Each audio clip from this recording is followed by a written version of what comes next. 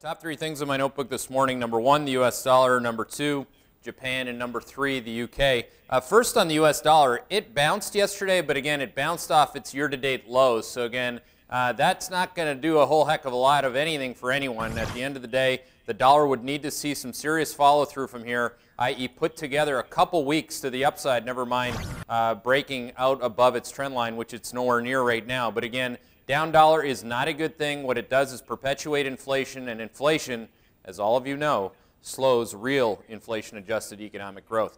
Second point, and yes, by the way, I will be looking to short the U.S. dollar on a bounce today. Number two, Japan.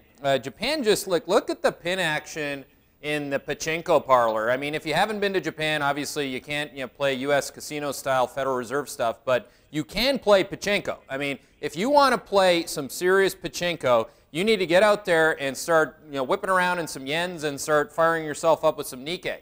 Because the yen, I mean, it went down 20 basis points last night, and the Nikkei ripped 2.9% on that. I mean, isn't that fantastic? Oh, the day before that, it did the exact opposite, and the VIX in the Nikkei, the implied VIX is at about 30.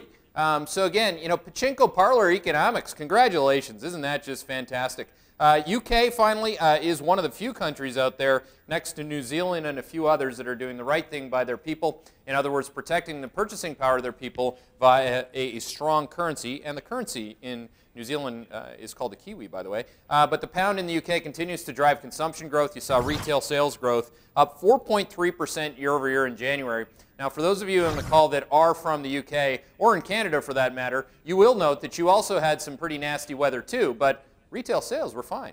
Interesting, but not surprising. Top three things, that's it.